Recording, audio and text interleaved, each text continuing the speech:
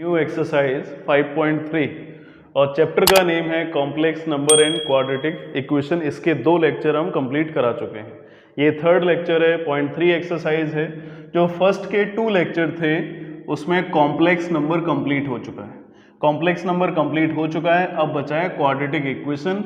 ये quadratic equation 5.3 exercise जो हम कराने वाले हैं उसमें कंप्लीट हो जाएगी। इसके बाद एक और एक्सरसाइज रह जाएगी जो एक्स्ट्रा होती है, मिसलेनियस एक्सरसाइज। लेकिन मिसलेनियस एक्सरसाइज में ही ज़्यादातर स्टूडेंट को प्रॉब्लम आती है। ठीक है, तो ये एक्सरसाइज को अच्छी तरह से समझ लो। लास्ट के जो 2 वीडियोस हैं कॉम्प्लेक्स नंबर को, उसको अच्छी तरह से समझ लो। फिर अगला वीडियो हम मिसलेनियस एक्सरसाइज के लिए लेके आने वाले हैं, उसको ध्यान से समझना। ठीक है, उसमें थोड़े डिफिकल्ट क्वेश्चन आ जाते हैं। ठीक है, तो सबसे पहले हम स्टार्ट करते हैं 5.3 एक्सरसाइज के क्वेश्चन से। अब क्वेश्चंस क्या, कॉम्प्लेक्स नंबर कंप्लीट हो गया था, मैंने अभी बताया। क्वाड्रेटिक इक्वेशन हम स्टार्ट कर रहे हैं। तो क्वाड्रेटिक इक्वेशन में देख रहे हो जो फर्स्ट क्वेश्चन है वो क्वाड्रेटिक एक एक्सप्रेशन बना है लेफ्ट साइड में, ओवरऑल इक्वेशन बनी है, तो ये भी एक इक्वेशन बनी हुई है। तो क्वाड्रेटिक इक्वेशन एक चैप्टर 10th क्लास में भी पढ़ा था, है ना। 10th क्लास में पढ़ के आए हो। 10th क्लास में क्वाड्रेटिक इक्वेशन का चैप्टर क्या था, उसमें एक फॉर्म बना होता है ax² + bx + c = 0। ये क्वाड्रेटिक का जनरल फॉर्म है। क्वाड्रेटिक के जनरल फॉर्म को सॉल्व करने के लिए 3 मेथड है। Factorization method, second completing square method, और थर्ड है क्वाड्रेटिक फॉर्मूला।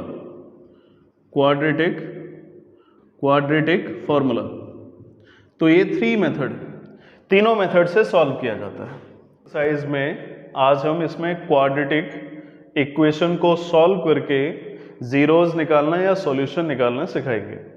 अब जीरोज निकालना कोई नई बात नहीं है, 10th क्लास में भी पढ़ते आए हो। तो फिर इसमें डिफरेंट क्या है, इस 11th क्लास में क्यों दिया है, 10th क्लास में तो पढ़ ही लिया था। अब 11th क्लास में थोड़ा डिफरेंस है। 11th क्लास में डिफरेंस क्या है, जब ये क्वेश्चन करोगे तो समझ में आएगा। देखते हैं क्वेश्चन को। जैसे x² लिखा हुआ है और x² = -3 आ गया। इसको मैंने ट्रांसपोजिशन किया, क्वेश्चन में लिखा है solve each of the following equation. तो हम इसको सॉल्व करके x की वैल्यू निकालना चाहते हैं, वेरिएबल की वैल्यू। तो x² = -3 आ गया और x = √(-3) आ गया। अब अगर यही 10th क्लास में पढ़ते तो बोल देते कि इसका इमेजिनरी रूट आएगा, इसका रूट पॉसिबल नहीं होगा। लेकिन यही अगर 11th क्लास में हो तो अब इसका रूट पॉसिबल हो सकता है। रूट पॉसिबल होने के लिए एक मैंने कॉन्सेप्ट बताया था कॉम्प्लेक्स नंबर की फर्स्ट क्लास में कि अगर -1 लिखा है तो इसका मतलब है i²। ठीक है, और i⁴ है तो इसका मतलब वैल्यू 1 के इक्वल है ना, ये याद होगा। तो अब अगर रूट के अंदर नेगेटिव वैल्यू आ जाती है तो उससे भी हम आंसर निकाल सकते हैं। अगर याद हो, जब एक स्टैंडर्ड क्वाड्रेटिक इक्वेशन थी ax² + bx + 0, तो उसमें हम 3 केस बताते थे कि d > 0 तो रियल रूट आएगा, रियल एंड डिस्टिंक्ट रूट आएगा। ठीक है, और सेकंड था d = 0 तो रियल एंड इक्वल रूट आएगा। और थर्ड पढ़ा हुआ था अगर d < 0 हो जाए तो इमेजिनरी रूट आएगा। ये इमेजिनरी क्यों बोलते थे, बिकॉज जब d निकालते थे तो d में वैल्यू आती है b² - 4ac, और b² - 4ac नेगेटिव हो जाता है। और ये नेगेटिव का मीनिंग क्या है, जब हम x निकालते हैं तो -b + √(b² - 4ac आ जाता है। तो ओवरऑल रूट के अंदर वैल्यू नेगेटिव आ जाती है, और रूट के अंदर अगर वैल्यू नेगेटिव आ जाती है तो बोल देते हैं कि इमेजिनरी हो गया। तो ओवरऑल ये मेन कॉन्सेप्ट है। तो अभी तक हम 10th क्लास तक पढ़ते आ रहे थे कि अगर वैल्यू रूट के अंदर आ जाए तो इमेजिनरी होता है। 11th क्लास में हम इसका जस्ट ऑपोजिट करेंगे, रूट के अंदर भी अगर वैल्यू आ जाए तो भी उसका सॉल्यूशन पॉसिबल है। तो यहाँ से एक चीज़ और क्लियर हो गई। हम 10th क्लास में पढ़ते थे कि जैसे क्वाड्रेटिक इक्वेशन है तो उसमें 2 जीरोज भी आ सकते हैं, 1 जीरोज भी आ सकता है, और एक भी जीरो ना हो ऐसा भी पॉसिबल है। लेकिन 11th क्लास में क्या है कि अगर क्वाड्रेटिक इक्वेशन है तो 2 जीरोज होंगे, क्यूबिक इक्वेशन है तो 3 जीरोज होंगे, 4 डिग्री इक्वेशन है तो 4 जीरोज होंगे। ऐसा क्यों हुआ, क्योंकि 10th क्लास में केवल हम रियल सॉल्यूशन लेते थे, रियल जीरोज लेते थे। 11th क्लास में क्या हुआ, रियल भी हमें लेना है और इमेजिनरी भी लेना है। तो इमेजिनरी 10th क्लास में नहीं लिए जाते थे, इसलिए जीरो भी हो सकता था, 1 भी आ सकता था, क्वाड्रेटिक के लिए मैं बात कर रहा हूं, और मैक्सिमम 2 भी आ सकता था। अब अगर क्वाड्रेटिक है 11th क्लास में तो फिक्स है 2 ही होंगे, क्यूबिक है तो 3 होंगे, और ऐसे ही nth पावर है तो इसके रूट कितने हो जाएंगे, n रूट्स हो जाएंगे। मुझे लग रहा है बात क्लियर हो गई होगी, ठीक है। अब कोई भी क्वाड्रेटिक एक्सप्रेशन आ जाए, हर क्वाड्रेटिक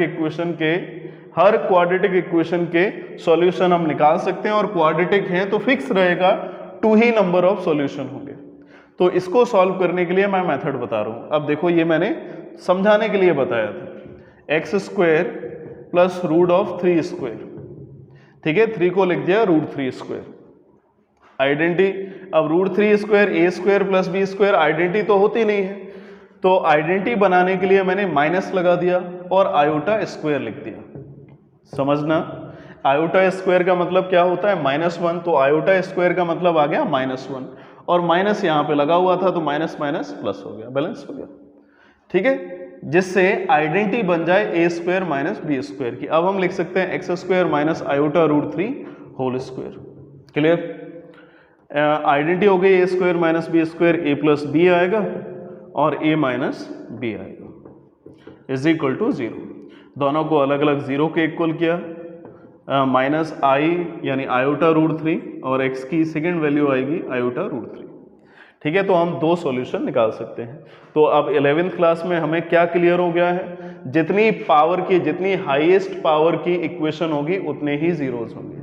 10th क्लास में क्या पढ़ के आए थे, जितनी हाईएस्ट डिग्री की इक्वेशन होगी उसके मैक्सिमम सॉल्यूशन उतने हो सकते हैं और मिनिमम कितने होंगे, 0 के इक्वल तक हो सकते हैं, ठीक है। बात समझ में आ रही होगी। इसमें इमेजिनरी भी लिया जाता है, इसलिए जितनी पावर होगी उतने ही जीरोज होंगे। हाँ, ये क्लियर हो गया होगा। अब हम थर्ड क्वेश्चन को देखते हैं।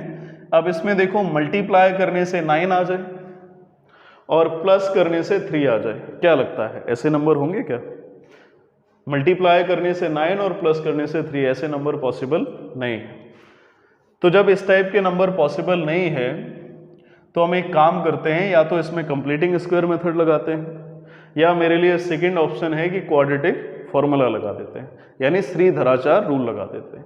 मैंने एक 10th क्लास में बताया था कि अगर क्वेश्चन किसी भी तरह से नहीं आता है तो उसके लिए सबसे अच्छा ऑप्शन है कि क्वाड्रेटिक फॉर्मूला लगा देते हैं। पेपर में टाइम वेस्ट हो रहा है और फैक्टर नहीं आ रहे, तब भी क्वाड्रेटिक फॉर्मूला लगा दो। तो सबसे अच्छा वेपन अगर कोई है तो क्वाड्रेटिक फॉर्मूला है, किसी भी क्वाड्रेटिक इक्वेशन को सॉल्व करने के लिए। अब देखते हैं क्वेश्चन को।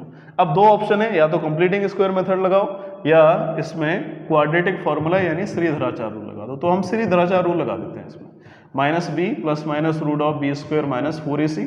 श्रीधराचार्य रूल या कंप्लीटिंग स्क्वायर मेथड क्यों लगाएंगे हम, क्योंकि इसमें फैक्टर नहीं हो रहे थे, अपॉन 2a।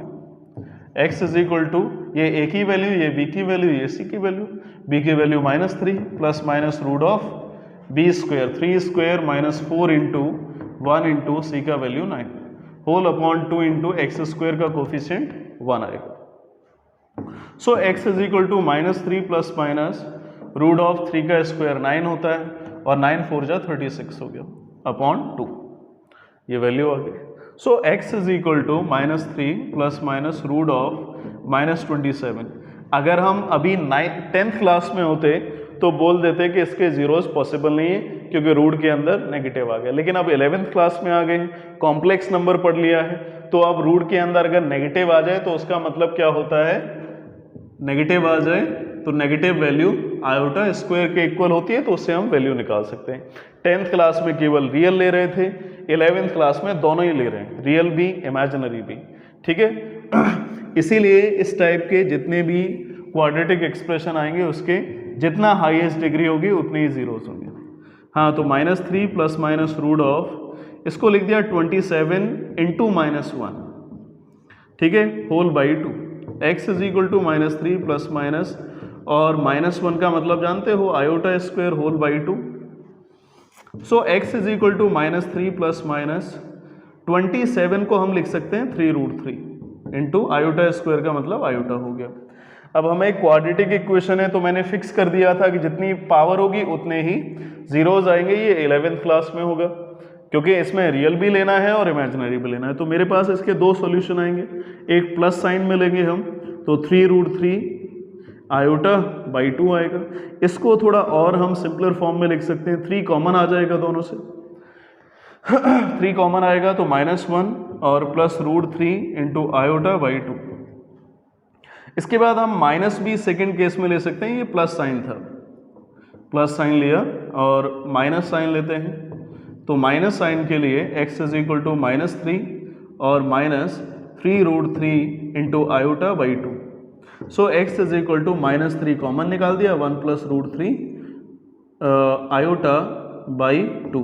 ये आयोटा यहाँ पे भी अंदर ही होगा, ठीक है, केवल 3 कॉमन निकल के आया है, इसमें भी आयोटा बाहर होगा। तो ओवरऑल कॉन्सेप्ट क्लियर हुआ कि 11th क्लास में जब भी हम पढ़ेंगे क्वाड्रेटिक इक्वेशन के सॉल्यूशन निकालने के लिए तो रियल सॉल्यूशन भी लेना है और इमेजिनरी भी लेना है। क्यों लेना है? क्योंकि कॉम्प्लेक्स नंबर पढ़ लिया है। मेन कॉन्सेप्ट इतना ही है कि अगर नेगेटिव आ जाए, रूट के अंदर नेगेटिव वैल्यू आ जाए तो उसका भी हम सॉल्यूशन निकाल सकते हैं, क्योंकि मेरे पास एक वैल्यू है -1 is equal to iota square. अब हम इसके एक दो क्वेश्चन और बता दें, मुझे लग रहा है इससे कॉन्सेप्ट तो क्लियर हो गया होगा, लेकिन एक दो और बता देते हैं जिससे कॉन्सेप्ट और क्लियर हो जाए। देखते हैं क्वेश्चन नंबर 7, इसी टाइप का क्वेश्चन है जो अभी मैंने बताया था पीछे। अब इसमें सबसे पहले तो हम चेक कर लेते हैं क्या फैक्टर हो रहे हैं। मल्टीप्लाई करने से √2 यानी 2 आना चाहिए और प्लस करने से 1 आ जाए। क्या ऐसे कोई दो नंबर हैं जिसका मल्टीप्लाई करें तो 2 आ जाए और प्लस करें तो 1 है? नहीं हो सकता, ठीक है, ऐसा कोई नंबर पॉसिबल नहीं है। तो जब नंबर पॉसिबल नहीं होता है तो ऑप्शन क्या है? क्वाड्रेटिक फार्मूला यानी श्रीधराचार्य रूल लगा दें। x is equal to -b plus minus root of b² minus 4ac। ये फार्मूला उन स्टूडेंट के लिए है जो ये फार्मूला भूल चुके होंगे, ठीक है। फार्मूला याद रखो, 10th क्लास में पढ़ा हुआ है। तो first a, second b, third c। b के प्लेस पे वैल्यू आएगी -1 plus minus root of b² 1² minus 4 into a का वैल्यू था √2 और c का भी वैल्यू था √2। a b c का भी वैल्यू √2 अपॉन 2 इंटू a का वैल्यू √2 हो गया, ठीक है। So x is equal to -1 plus minus root of 1 minus 4, ये √2 2 हो गया और 2 4 जा 8 हो गया अपॉन 2√2, ठीक है। अब इस टाइप के जितने भी क्वेश्चन होंगे उसमें एक मेन चीज मिलेगी कि रूट के अंदर नेगेटिव नंबर आ रहा होगा। रूट के अंदर नेगेटिव नंबर आ रहा होगा, उसका मेन रीजन क्या है कि हम चैप्टर कॉम्प्लेक्स नंबर पढ़ रहे हैं। कॉम्प्लेक्स नंबर है, कॉम्प्लेक्स नंबर में आयोटा तो आएगा ही। आयोटा का मतलब होता है माइनस, आयोटा स्क्वायर का मतलब होता है -1, ठीक है। तो -1 का हमें यूज करना है तो इसको -1 लिख दिया। तो x is equal to -1 plus minus root of 7 into iota square whole by 2। So x is equal to -1 plus minus root of 7 और इंटू आयोटा बाई 2। अगर इसका हम प्लस साइन लेंगे तो एक सॉल्यूशन होगा, माइनस साइन लेंगे तो सेकंड सॉल्यूशन होगा। जैसे मैंने लास्ट क्वेश्चन में किया था वैसे ही करना है, प्लस साइन लिख के एक आंसर लिख दो। चलो मैं लिख देता हूँ, -1 plus √7 iota by 2 and x is equal to minus √7 iota by 2। एक बार प्लस साइन लिया, second time minus. Solving simple लग रही होगी क्योंकि जब फैक्टर नहीं होते हैं तो हम इसमें क्वाड्रेटिक फार्मूला लगा देते हैं। रूट के अंदर अगर नेगेटिव आ जाता है तो आयोटा स्क्वायर के साथ उसको आयोटा स्क्वायर के प्लेस पे उसको रिप्लेस करा देते हैं और उसके बाद सॉल्व करके आंसर आ जाता है। इसी टाइप का क्वेश्चन नंबर 8 है, ठीक है। तो रूट से भी परेशान नहीं होना है क्योंकि क्वेश्चन का मेथड समझ में आ गया है। x फार्मूला सेम रहेगा, तो फार्मूला एक बार फिर से लिख देते हैं, -b plus minus root of b² minus 4ac upon 2a। So x is equal to b का वैल्यू माइनस माइनस प्लस √2 हो गया, plus minus root of b² minus √2² minus 4 into a का वैल्यू था √3 और c का value था 3√3 whole upon 2a का value √3 आ गया, is equal to √2 plus minus root of 34 आएगा अपॉन 2√3। अच्छा देखो, इसमें भी रूट के अंदर नेगेटिव आ गया और रूट के अंदर नेगेटिव आना ही था क्योंकि अगर रूट के अंदर नेगेटिव नहीं होता तो ये क्वेश्चन 10th क्लास का हो जाता, ठीक है। तो root of 2 plus minus minus का प्लेस पे वैल्यू जानते हो, आयोटा स्क्वायर होता है माइनस का value upon 2। So x is equal to √2 plus minus root of 34 और आयोटा स्क्वायर का आयोटा होगा बाई 2 √3 लिखा हुआ है। और √34 के फैक्टर करने से कोई फायदा नहीं होगा, 17 और 2 आएगा क्योंकि दोनों ही प्राइम नंबर है। ठीक है, तो समझ में आ रहा होगा कॉन्सेप्ट हर क्वेश्चन का एक ही जैसा है। चलो हम एक क्वेश्चन और बताते हैं, last question 10th number question. अब इसमें देखो ये क्वाड्रेटिक इक्वेशन लिखी है, क्वाड्रेटिक इक्वेशन लिखी है और इसमें ये लिखा हुआ है, इसको थोड़ा और हम सिंपलर फॉर्म में लिख देते हैं, 1/√2 इंटू एक्स प्लस 1 लिखा हुआ है। या हम इसको ऐसे ही सॉल्व कर लें या इसका एलसीएम लेके और एक सिंपलर क्वाड्रेटिक इक्वेशन का फॉर्म बना लें, दोनों ही चॉइसेस है तो सॉल्व। ठीक है, अगर डायरेक्ट करना चाहो डायरेक्ट कर लो, जिसको अगर प्रॉब्लम आ रही हो नहीं √2 आ रहा है तो जब क्वाड्रेटिक फार्मूला लगाएंगे, श्रीधराचार्य रूल लगाएंगे तो उसमें भी 1/√2 आने लगा। अगर ऐसी प्रॉब्लम आ रही है तो चलो हम फिर इसका एलसीएम ले लेते हैं, जैसा ठीक लगे वैसा कर लो। मैं एलसीएम लेके दिखा देता हूँ, मुझे लग रहा है कि ज़्यादातर स्टूडेंट को यही लगेगा कि एलसीएम ले लें, वही ज़्यादा बेटर रहेगा, इसलिए मैंने एलसीएम ले लिया है। तो 0 को 0/1 कर लिया और क्रॉस मल्टीप्लाई कर लिया, √2x² plus 1x plus √2। Multiply करने से 2 और प्लस करने से 1, ऐसा क्वेश्चन मैंने पीछे बता दिया है ना। लेकिन चलो मैं स्टेप कर देता हूँ, क्या मल्टीप्लाई करने से 2 और प्लस करने से 1 आ सकता है? ऐसे फैक्टर पॉसिबल है क्या? फैक्टर पॉसिबल नहीं है। जब फैक्टर पॉसिबल नहीं होता है तो नेक्स्ट स्टेप क्या है? क्वाड्रेटिक फार्मूला या श्रीधराचार्य रूल इसमें अप्लाई कर दें। तो अप्लाई कर लेते हैं। फार्मूला बार बार मैं लिख रहा हूँ, अगर पहले याद नहीं था तो अब याद हो गया होगा, अपॉन 2a। तो x is equal to b का प्लेस पे वैल्यू आएगा -1 plus minus root of b² यानी 1² माइनस 4 इंटू a का वैल्यू था √2 और c का भी वैल्यू था √2 अपॉन 2a, a का value √2। Then x is equal to minus plus minus root of 1 minus 4 2 जा 8 अपॉन 2 √2।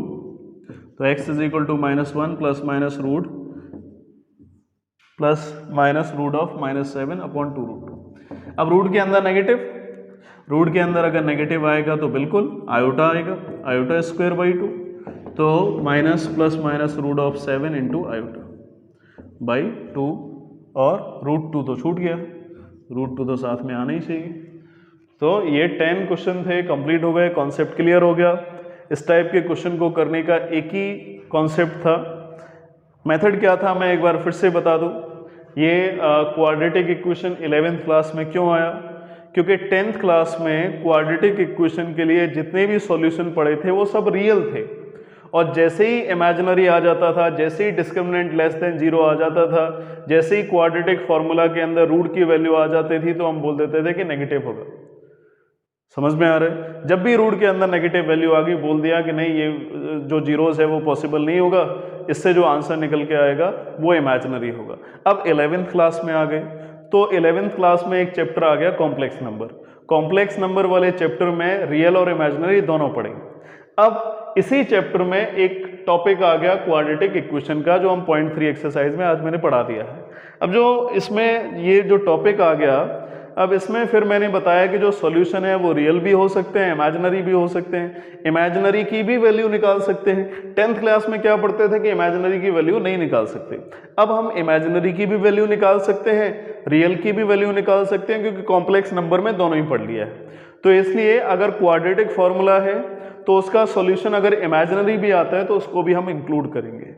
ठीक है, 10th क्लास में केवल रियल लेते थे, इसलिए सॉल्यूशन 0 भी हो सकते थे, यानी एक भी सॉल्यूशन पॉसिबल नहीं होता था। अब 11th क्लास में क्या है, क्वाड्रेटिक इक्वेशन आ गई है, तो जितनी पावर होगी, हाईएस्ट पावर होगी, उतने ही उसके नंबर ऑफ जीरोस होंगे।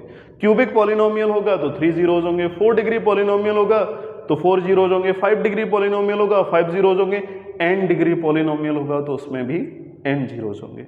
कॉन्सेप्ट क्लियर हो गया होगा। नेक्स्ट वीडियो हम लेके आने वाले हैं मिसलेनियस की, इसी complex number and quadratic equation के चैप्टर की, तो इसको क्लियर करो। पीछे की जो 2 वीडियो हैं कॉम्प्लेक्स नंबर की, उनको भी क्लियर करो। Okay, thank you, stay tuned for next video.